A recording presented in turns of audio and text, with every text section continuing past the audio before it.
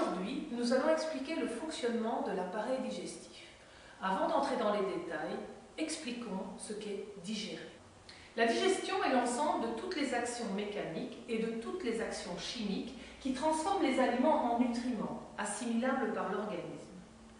Avant d'expliquer toutes ces actions mécaniques ou chimiques, décrivons l'appareil digestif.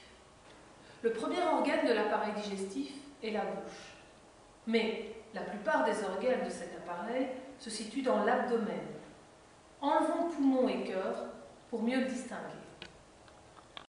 Après la déglutition, les aliments descendent par un tube appelé œsophage, qui en se contractant va envoyer les aliments dans une poche en forme de J appelée estomac. Après l'estomac, nous pouvons distinguer un long tube de 5 mètres de long. La première partie s'appelle le duodénum, mais ce tube s'appelle l'intestin grêle.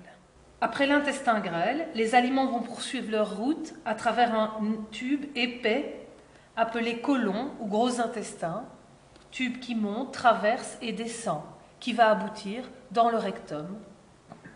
Le rectum est une zone de stockage dans laquelle les résidus vont transiter un moment avant d'être expulsés par l'anus. On peut distinguer près de l'estomac 2 glandes annexes. Les aliments n'y passent pas, mais elles ont un rôle majeur dans la digestion. Le foie va fabriquer de la bile. Cette bile sera stockée dans une petite poche qu'on appelle vésicule biliaire.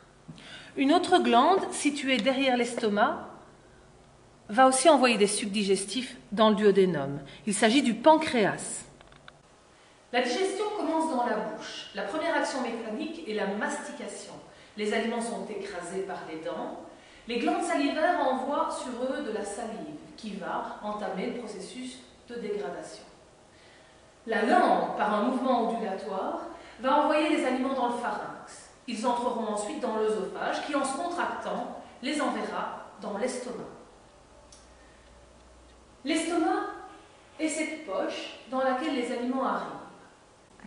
Une fois les aliments réduits en bouillie, les particules des aliments devenus très petites peuvent s'engouffrer dans le duodénum, la première partie de l'intestin grêle. Là, ils vont y subir une série d'attaques chimiques. La vésicule biliaire va leur envoyer de la bile produite par le foie. Le pancréas va les asperger de suc pancréatique. C'est dans le duodénum que commence l'absorption. Les nutriments commencent à passer dans le sang.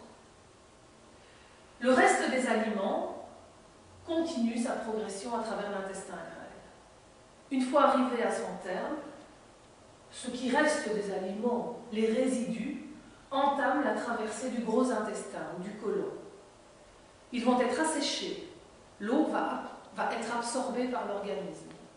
Les résidus seront stockés dans le rectum avant d'être expulsés par l'anus.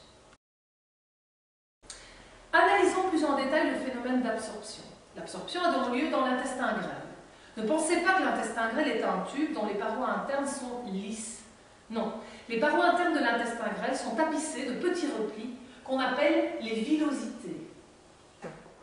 La présence de villosités augmente considérablement la surface de la zone d'échange entre l'intestin grêle et le sang. Dans chaque villosité, nous notons la présence de vaisseaux sanguins. Le sang arrive dans la villosité, se charge en nutriments et repart. Les nutriments sont donc maintenant dans le sang. Une dernière étape. L'assimilation et le passage des nutriments dans les cellules. Le grand voyage des aliments est maintenant terminé. Merci pour votre attention.